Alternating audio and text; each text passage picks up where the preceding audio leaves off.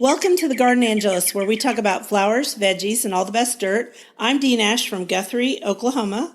And I'm Carol Michael from Indianapolis, Indiana. We call ourselves Garden Angelists because we are evangelists for gardening. We love gardening and we want others to love it too. We are also authors and invite you to check out our books, including my book, The 20-30-something Garden Guide, a no-fuss, down and dirty gardening 101 for anyone who wants to grow stuff. And my books included Potted and Pruned, Homegrown and Handpicked, and Seeded and Sodded, my trilogy of gardening humor, and my new book, Creatures and Critters, Who's in My Garden. You can ask for any of our books at your favorite bookstore or find them online wherever books are sold. Speaking of online, you can also find us as the Garden Angelists on Twitter, Facebook, Instagram, and occasionally on Pinterest. And we'd love for you to join our Facebook group, the Garden Angelists Garden Club. Now on to this week's episode. Hi, Dee. Hi, Carol. How's it going? It's good. I hear you are getting a ton of questions about gardening, and you know what the only answer is? What's that? Buy your book.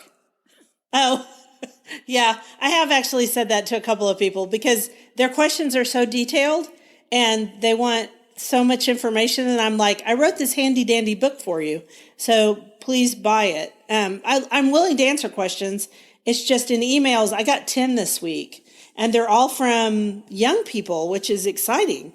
It is exciting. And so if they are frustrated with gardening and ready to give it up, I guess they could read my humor books to understand that gardening can sometimes be frustrating, but you just keep at it. Yes, it's just a craft. You have to practice, practice, practice. And the truth is we all fail. In fact, 2 of my rose bushes died. And also my amaranth I sowed last week, the world's tiniest grasshopper got in my greenhouse and ate half of it. It was just sprouts.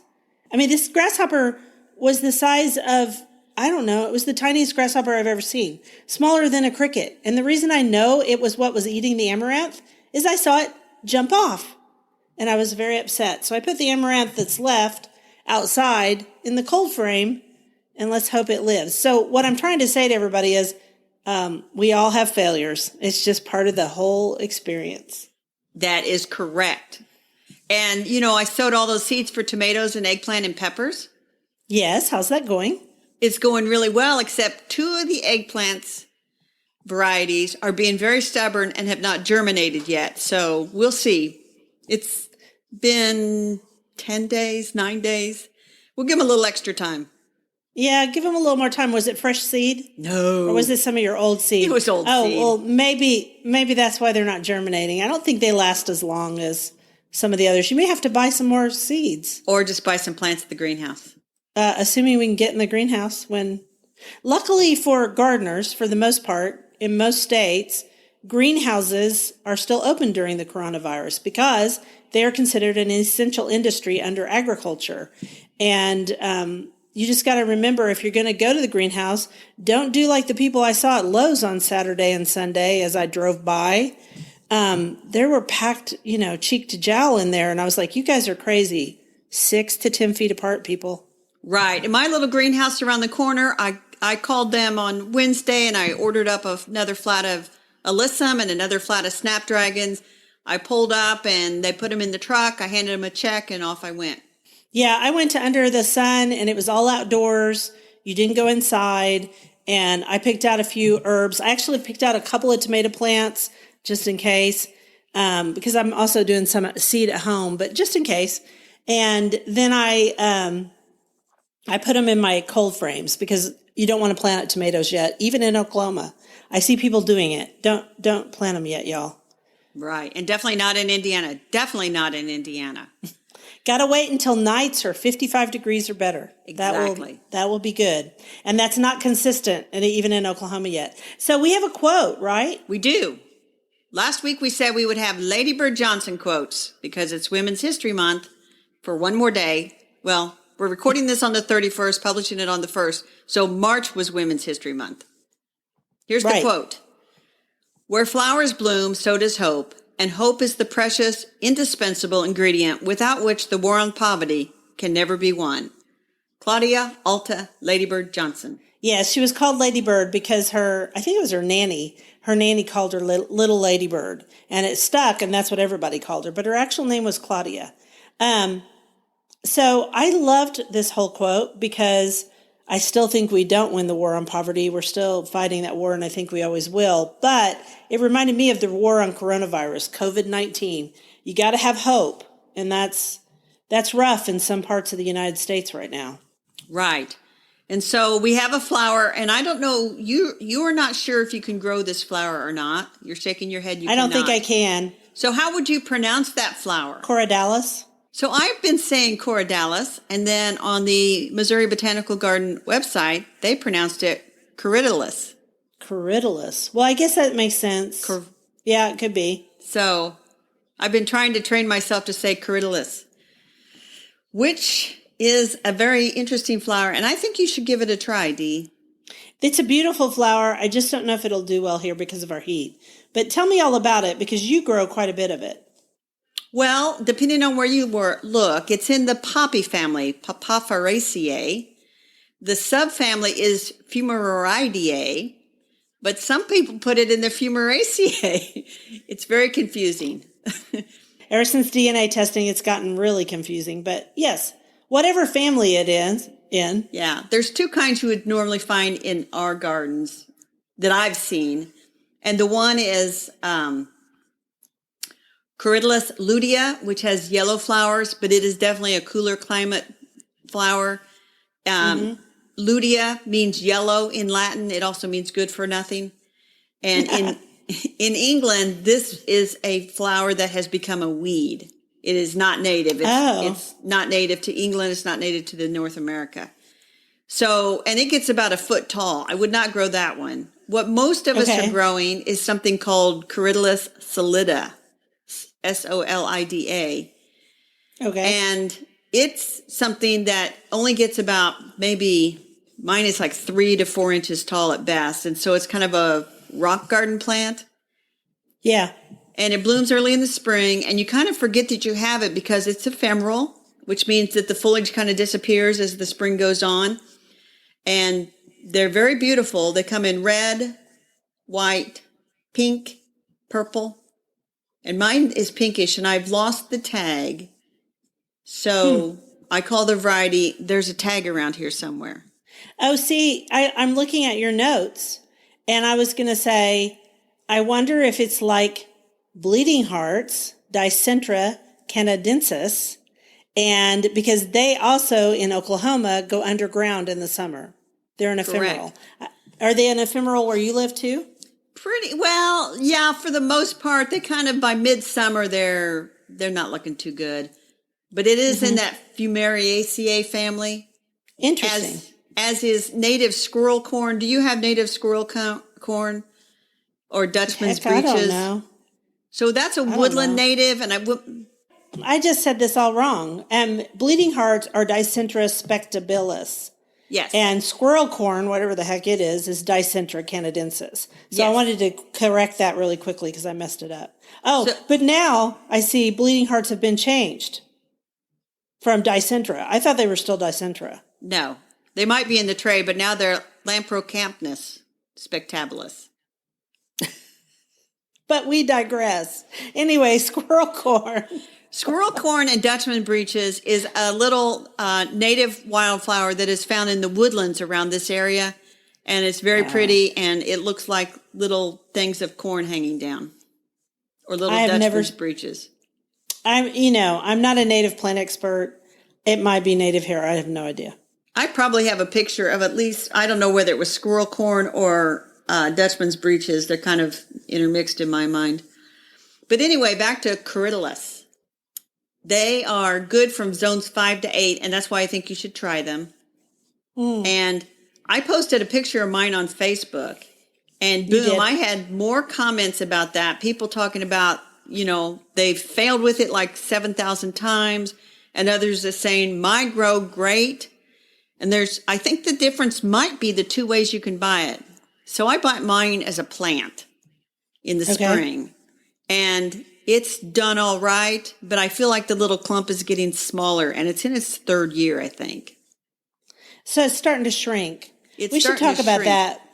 Plant shrinkage. There's a lot of plant shrinkage that goes on at Red Dirt Ramblings too, at my little cedar garden. A totally different plant is Coreopsis.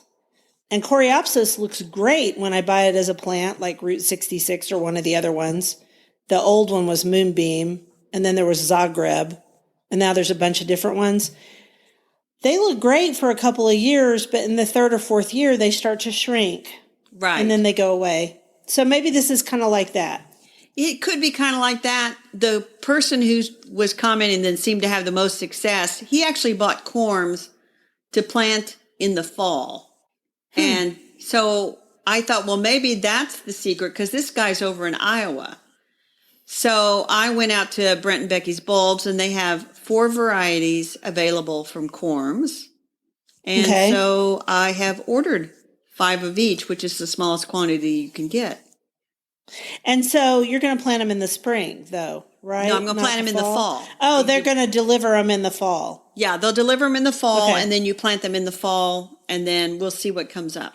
I'm excited. Which is also a very successful way to grow peonies. Because peonies, you can buy them in the spring as plants, and you often see them at the box stores. But I have had the best luck with them when I plant them, bare root in the fall. Right.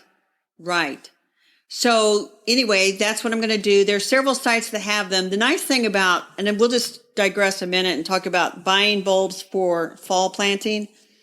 So places like Brent and Becky's Bulbs actually will offer you a discount of 5% if you order before July 1st. Right. If you order now.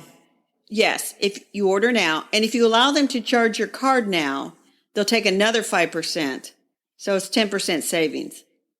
Which is a good deal. And often this time of the year or right before July, people put bulbs on sale too. So you get a discount because you ordered early. But often you also get a sale price because they're trying to decide how many bulbs to have over here. Because a lot of them they get from different parts of the world. And they need to know how many to order in to satisfy their sales. And here's another piece of advice, which I don't often take, but I think I'm going to.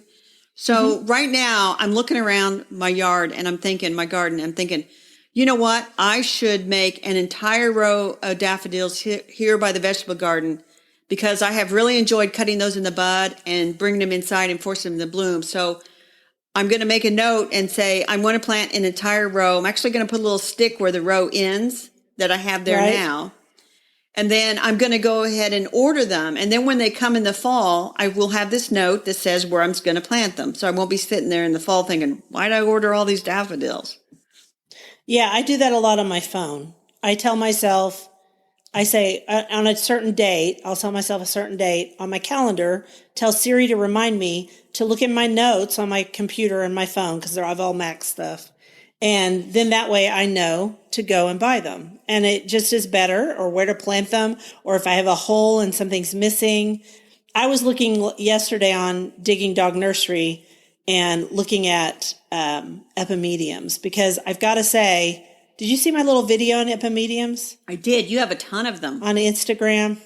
I have a ton of them and I find them really enjoyable. And once you get them started, basically low care, which was that last week's episode or the week before? I can't remember. I think it was the week before. Yeah, I can't remember. Anyway, we recently talked about epimediums. Everybody go back and listen to it if you want to, if you haven't already. It's a pretty good episode. And you can go and look at my Instagram post and on IGTV about all of mine. So same idea. That way, maybe, epimediums, I might order them now, but, shipping's a real problem right now. Right. Because food. But anyway, I love your idea. I love the idea of having a row of daffodils. I have a row in one of my borders, and it makes me happy every spring when it comes up. Right. So anyway, we are a long way from Corydalis. I would just... You know why? Because I can't grow it. Because you can't grow it. You can't stay on topic, Dee. Come on. So here... yeah, whatever. Anyway, Corydalis is one of those plants. I think you could go crazy because it's not like there's thousands of varieties. So you could try to end up with that infamous collection that we're talking about. And so I'm only going to get the 4, so it won't actually be a collection, but I'm pretty excited about it. That's cool. So, are we ready to move on? Yes, I have one more thing but I have one more thing to say. Corydalis is actually an herb that is used in places in Asia and other places for stomach troubles, emotional problems, and other conditions. However, I looked it up and there is no research to support the use of Corydalis for any of these conditions, so we do not recommend it. Right. Let's not go there. Exactly. We don't want to get in trouble. Enjoy them for the beautiful blooms in the spring. So are you going to read the quote or am I? I think you are, Dee. Sounds good. The environment is where we all meet, where we all have a mutual interest. It is the one thing all of us share. It is not only a mirror of ourselves, but a focusing lens on what we can become. And that was also by Lady Bird Johnson from a speech she gave at Yale University, and it came from her White House diary on October 9th, 1967. I love that back in the 60s, we have so much from Lady Bird Johnson and how thoughtful she was. Yes. And so I picked that quote because I liked it. And it is true, the mutual interest of the environment. But it doesn't really tie into our topic, which is self-sowers in the vegetable garden. Keep or toss. Well, it kind of does because it's the environment and where we all meet. Right. There you go. And the self-sowers definitely meet in everything else that you've already sown. And if you aren't used to seeing small plants, like if you aren't used to seeing plants in their smallest form, sometimes it can be really confusing in the vegetable garden because things come up that you sowed last fall that never sprouted. And sometimes things just self-sow. So there's a lot of things that self-sow. Keep or toss. The biggest thing that self-sows in my garden right now is just the herb dill. Mm-hmm. And it self-sows readily. For some people, it does. So I transplanted around to where I want it and end up hoeing out a lot of it. I mean, it really self-sows. It doesn't do that here as much. It does just enough. I get enough that it self-sows so that I have some extra, and then I always put down seeds too. In my garden, I would say bronze fennel and borage or borage or however you pronounce it. I think it's borage. They both self-sow. And you can really spot both of those pretty easily because they're very distinctive when they come up. Right now, I have a lot of borage in a mesclun mix that I sowed for spring. I have borage coming up, which is great because it's a good bee flower, and I just keep pulling it up wherever I don't want it. And I wish borage would self-sow more in my garden. I think it tried to, and I think that I was dumb and weeded it out when I wanted it. Mm-hmm. It can happen. Bumblebees sure like it. And as far as bronze fennel, the other fennel also will self-sow a lot too. I've about worked it out of my garden because I don't have room for fennel. Fennel takes up too much room. And my bronze fennel is in one of my beds that faces the street. And that's a good place for it because I can dig. You have to dig it out. It does not just hoe up. You can't just hoe it out. It's got a deep little root. Yeah, dill just boom, it's out of there. But I want it in there. I want some of the bronze fennel because when my caterpillars, my eastern tiger swallowtails and some of the other swallowtails decide to eat all of my dill and it needs to recover, then I go and put the caterpillars on the bronze fennel. It's not their favorite thing, but they will eat it. Right. Now, the other thing that comes up for a lot of people, and they get kind of excited, is squash or tomatoes that come up. And sometimes it's in the compost pile. Right. And sometimes where tomatoes have been left to rot in the tomatoes will come up. And they'll think, oh my gosh, free squash and tomatoes. But depends. Depends on whether you grew hybrids or did you grow heirlooms of those vegetables. Yes. And the hybrids will not come true from seed. You have to cross the same two parents each time to get the seed that becomes the hybrid plant. Right. So it's a bit of a gamble as to what you're actually going to get. And so most of the time, I will just take those out. Any tomatoes that self-sow go out. Sometimes if a squash ends up in the compost pile, it's fun to see what it becomes. Yeah. You never know what it's going to be. Don't count on it. Yeah, it's not going to be. Don't count on it. Not going to probably be something you want to eat. And then this is another thing you got a lot of traction on this week. Oh, yes. Taraxacum officinale, which is a rampant self-sower in the garden and the lawn and everywhere because it is common dandelion. And I use the fancy botanical name. Makes it sound like it's an exotic plant. Taraxacum officinale is coming up all over the garden. I couldn't be happier. Yeah. It comes up in everybody's lawns and everywhere else. And so there's a big debate out there whether it's a bee plant or not a bee plant. And the truth of the matter is bees use it more for pollen than they do for nectar. I do see honeybees on it sometimes. In fact, I have a couple of pictures of a honeybee on some of my dandelions. So I let them grow, but they're not as important a plant as people think they are. But at the same time, if you put something on your grass to kill dandelions, you're also killing anything else that pollinators use too. Like clover, which will come later. Like Dutch clover, red clover. I had thought of henbit for that matter. They use henbit as a pollen source too. So it's okay. I mean, a lot of these weeds go away as soon as it gets hot. And one of our friends, Ellen Zakos, eats dandelions, and they are a treasured crop in Europe because people eat them all the time. They are a good spring green.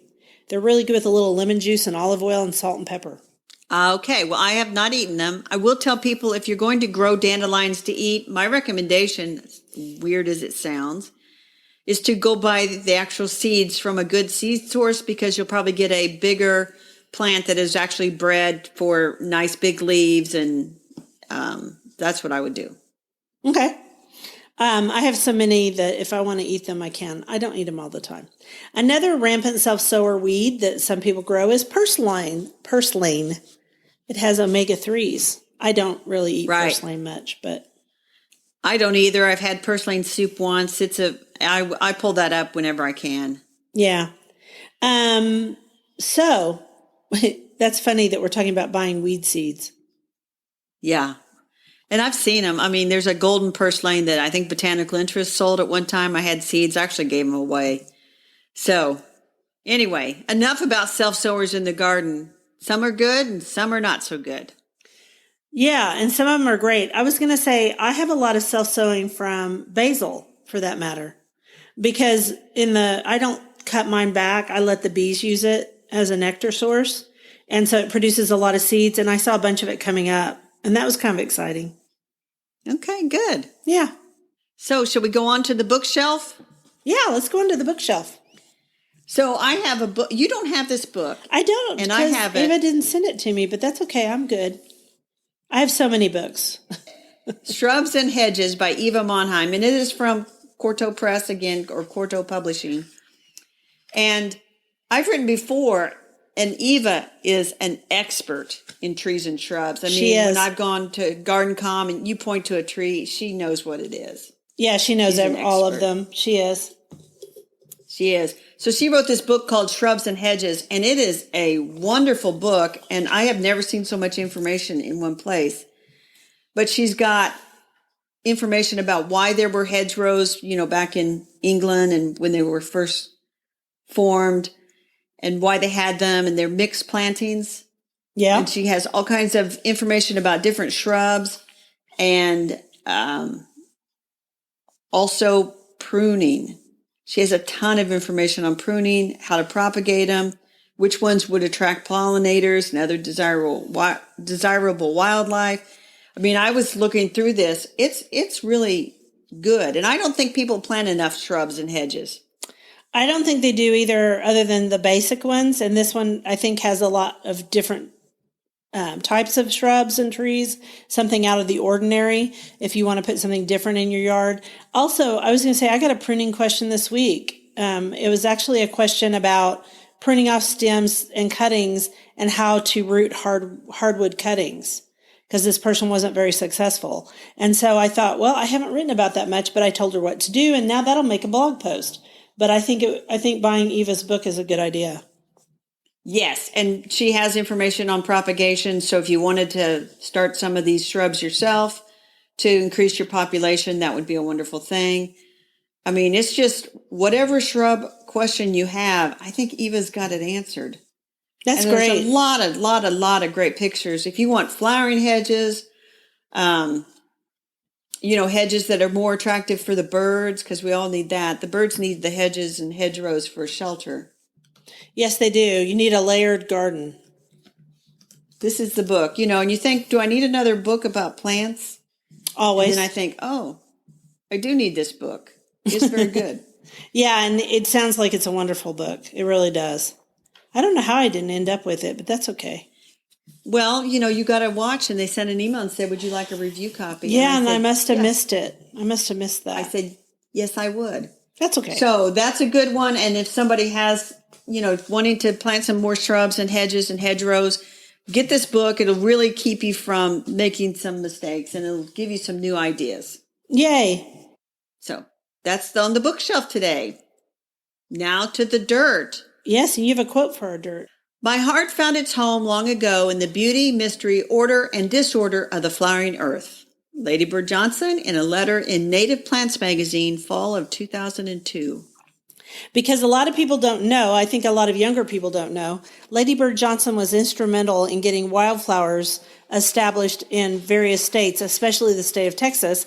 That's why the Lady Bird Johnson Wildflower Center is down in Austin, Texas. And she was a wonderful advocate for native plants in the United States back before anybody thought that they were important. Right. And the Lady Bird Wildflower Center is probably closed. Yes, it is closed right now. But when it opens, I shouldn't say when it opens, and if you live in the area or planning a trip down that way, you have to stop and go see that. They hold classes all the time, teaching people about wildflowers and native plants and other things, and they're nice people. I cannot wait until all of our gardens are opened back up again. I'm sad that we can't still go to those, but it is what it is. So what's our dirt? Well, the nice thing is that with the coronavirus and everybody basically being, I don't want to say quarantine, because quarantine, I want to say isolated to your home. You need to stay home. You need to stay away from people. You need to just do the basic business you need to do, but you need to stay home.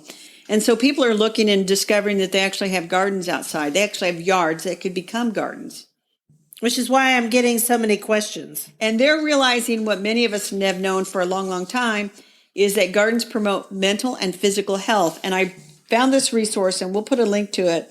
It's from the International Association of Horticultural Producers, which is based in Europe. But they have a whole resource about why gardening is important and what it does so positive in your life.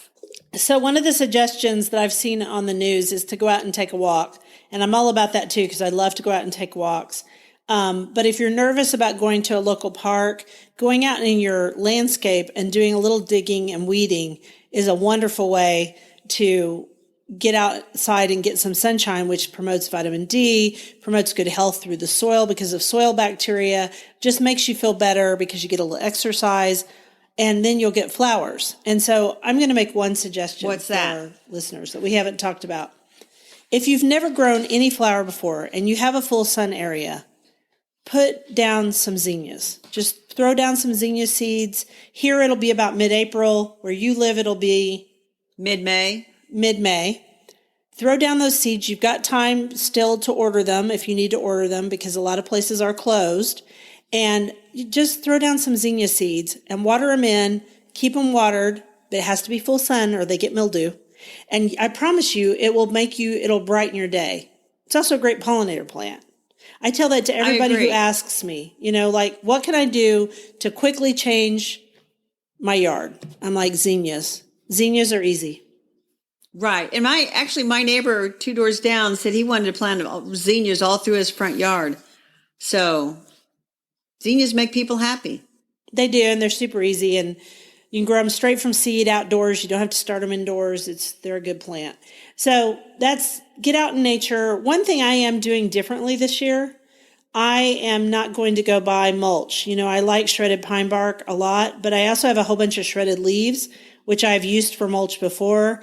And to lessen my going out places, I'm actually going to use my shredded leaves for now until we open back up. Now, the problem with that is shredded leaves are a great seed starting medium, which means I will have more weeds. So that's something to keep in mind too. And then later on, I'll probably go buy some shredded pine bark. But I am not going to the nursery right now because there are too many people there. Right. I would agree. And so with that, I think that concludes this week's episode. We want to thank everyone for listening to The Garden Angelist. If you like our podcast, please tell your friends about us. And if you listen on Apple Podcasts, we'd love a 5-star review. That helps us get noticed by others. Yes, and be sure and check out our show notes for links for more information about today's topics, plus links to our websites. It was lovely to chat with all of you over the garden gate today. Stay safe and bye until next week. Bye.